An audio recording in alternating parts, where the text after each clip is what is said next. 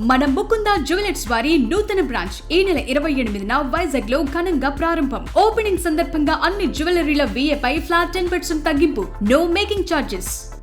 Iran ఇజ్రాయిల్లో ప్రస్తుతం ఉన్నటువంటి పరిస్థితుల నేపథ్యంలో ప్రపంచవ్యాప్తంగా కూడా గ్యాస్ పెట్రోల్కి సంబంధించిన కొరత చాలా స్పష్టంగా ఉందనేది అర్థమవుతుంది. ఇప్పుడు భారతదేశంలో మాత్రం LPG సిలిండర్ల పైన ఆంక్షలు కూడా విధించేటువంటి పరిస్థితి కూడా నెలకొంది. దీంతో చాలా చిన్న మధ్యతరగతి పెద్ద హోటల్స్ అన్నీ కూడా సిలిండర్స్ పైన డిపెండ్ అవుతాయి. సిలిండర్లు ఉంటేనే వాళ్ళు వండుతారు, వచ్చినటువంటి కస్టమర్లకి వడ్డిస్తారు.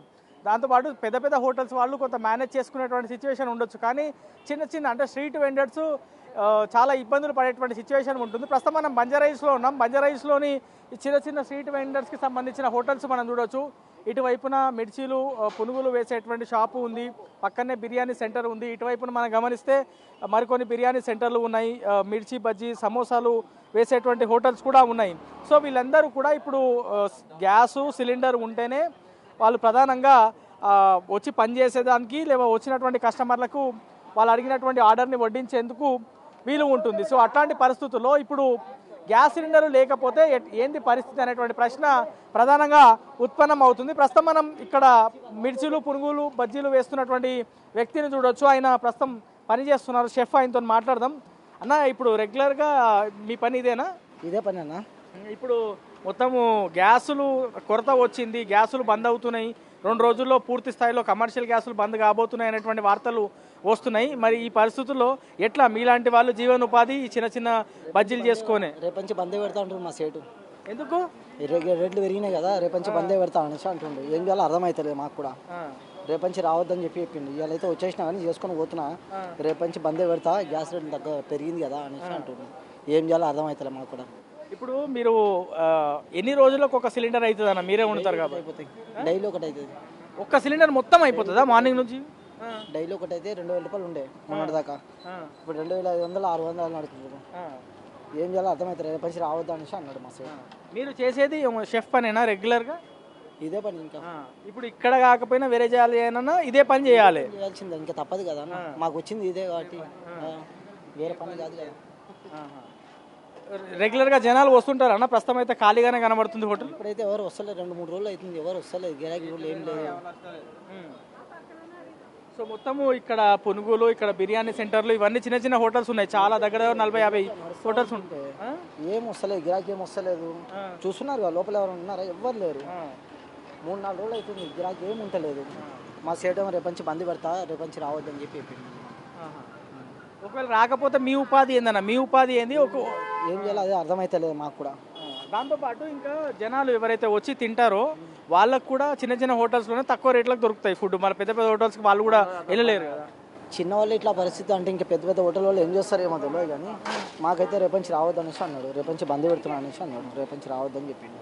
ఏందన్నా హోటల్స్లో గ్యాస్ సిలిండర్లు లేకపోతే ఏంది పరిస్థితి?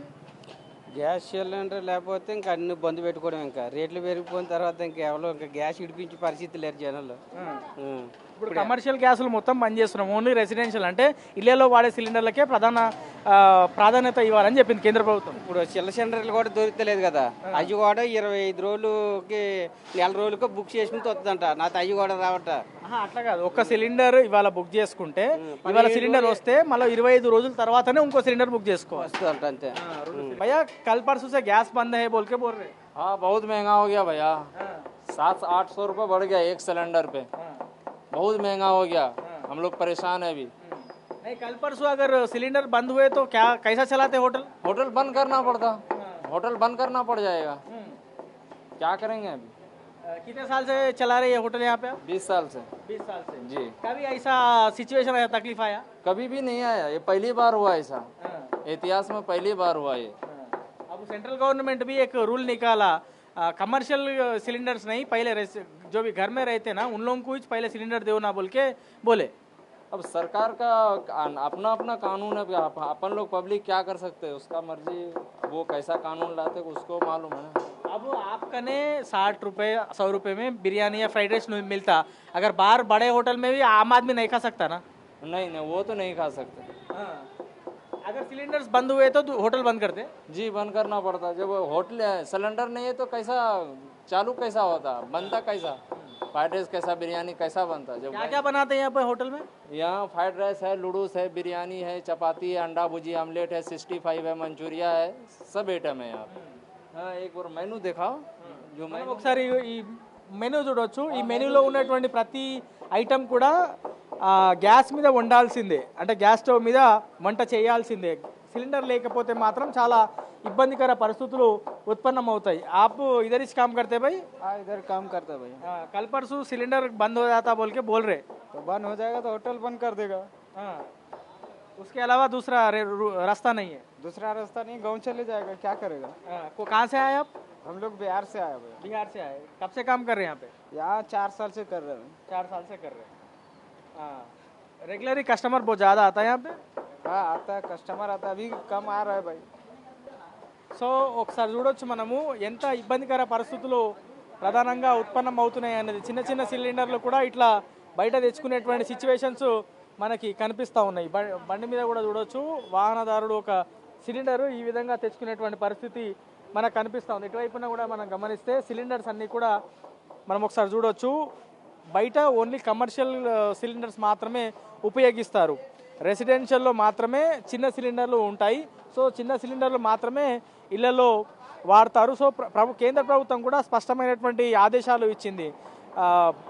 గృహ నివాసాల్లో వంట చేసేటువంటి వాళ్లకు ఇంట్లో వాడేటువంటి సిలిండర్లకు మాత్రమే ప్రాధాన్యత ఇవ్వాలనేది ప్రభుత్వాలు ఇచ్చినటువంటి గైడ్ లైన్స్. సో రేపెల్లుండి ఖచ్చితంగా నిల్వలు అయిపోతాయి. దాని తర్వాత మాలాంటి చిన్న హోటల్స్ ఏ విధంగా హోటల్స్ నడిపించాలి అనేది ప్రధానంగా చెప్పేటువంటి ప్రయత్నం చేస్తున్నాయి. సిలిండర్లే దొరకవు అనేటువంటి సిచ్యువేషన్కి రాబోతున్నాం అనేటువంటి సంకేతాలు ప్రస్తుతం జరుగుతున్నటువంటి పరిస్థితులు చూస్తే అర్థమవుతుంది. రాబోయే రోజుల్లో మరి ఏ విధంగా ప్రభుత్వాలు నిర్ణయాలు తీసుకుంటాయి, ఈ చిన్న హోటల్ ఆదుకునేందుకు ప్రభుత్వాలు ఏ విధంగా ముందుకు వెళ్తాయి అనేది చూడాల్సి ఉంది. హోటల్కి సంబంధించినటువంటి అసోసియేషన్లు కూడా ప్రభుత్వాలను వేడుకుంటున్నాయి. రాబోయే రోజుల్లో కనీసం 50% అయినా ప్రైవేట్ అంటే బయట హోటల్స్ నడిపించే వాళ్ళకి గ్యాస్ సిలిండర్లు కేటాయించాలనేది కోరుతా ఉన్నారు. మరి ప్రభుత్వాలు ఏ విధమైన నిర్ణయం తీసుకుంటాయి?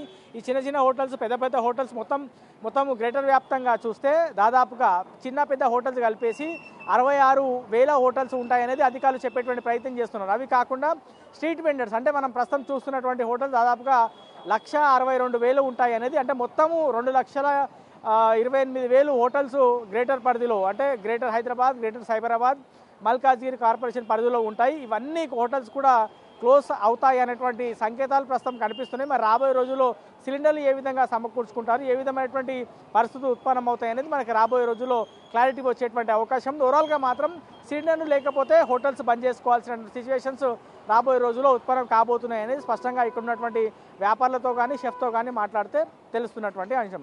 ఇది ఓవరాల్గా స్ట్రీట్ వెండర్స్ గ్యాస్ కొరత కారణంగా ఇబ్బంది పడుతున్న అంశం పైన పూర్తి అప్డేట్. కెమెరామెన్ గౌస్తో Shravan, big TV, Hyderabad. For more videos like this, subscribe Big TV channel.